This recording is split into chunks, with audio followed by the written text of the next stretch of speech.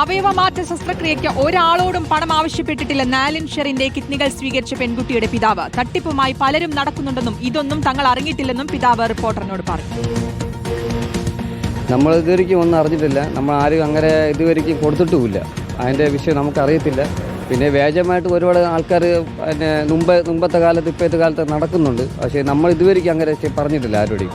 നമുക്ക് വല്ല ചെയ്യാനുണ്ടെങ്കിൽ ഇവിടെ സർട്ടിഫിക്കറ്റ് എന്തെങ്കിലും വാങ്ങിച്ച് നമുക്ക് ചെയ്യാൻ പറ്റുള്ളൂ. MG പ്രതീഷ് നൽകും വിശദാംശങ്ങൾ. പ്രതീഷ്, ഇന്ന് രാവിലെ റിപ്പോർട്ടറിനോടാണ് ആലിന്റെ മുത്തച്ഛൻ ഇക്കാര്യം പറഞ്ഞത്, ഇങ്ങനെ ഒരു സംഭവം നടക്കുന്നുണ്ട് എന്നുള്ള കാര്യം. എന്തായാലും ഈ സംഭവത്തിൽ വ്യക്തത വരുത്തിയിരിക്കുന്നു പെൺകുട്ടിയുടെ, ഈ കിഡ്നികൾ സ്വീകരിച്ച പെൺകുട്ടിയുടെ പിതാവ്. അവരങ്ങനെ തരത്തിലൊരു ആവശ്യം അല്ലെങ്കിൽ പണം ആവശ്യപ്പെട്ടിട്ടുള്ള ഒരു കാര്യത്തിലും മുന്നോട്ട് പോയിട്ടില്ല എന്നുള്ളത്. പിന്നെ എവിടെയാണ്, ആരാണ് ചെയ്യുന്നതെന്നുള്ള ചോദ്യമാണ്.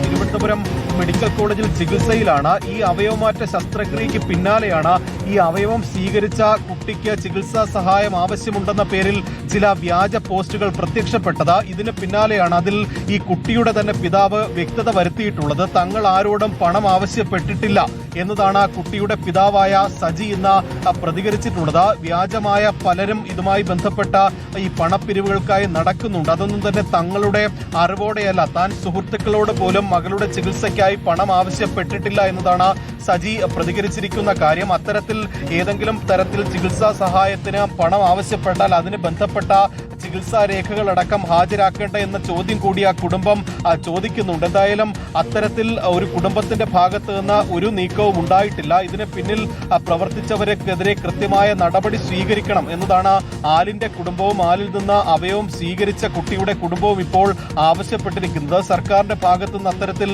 ഒരു നടപടി ഉണ്ടാകുമെന്നതാണ് നമ്മൾ ഈ ഘട്ടത്തിൽ പ്രതീക്ഷിക്കുന്നത്. ശ്രുതി, അവയവമാറ്റത്തിലൂടെ വലിയൊരു മാതൃകയായി ആലിൻ നിൽക്കുന്ന ഘട്ടത്തിലാണ് ദുഷ്ടലാക്കോടെ പ്രവർത്തിക്കുന്ന ചിലർ മറുവശത്തും ഉണ്ട് എന്നുള്ളത്. പ്രജീഷാണ് വിശദാംശങ്ങൾ നൽകിയത്.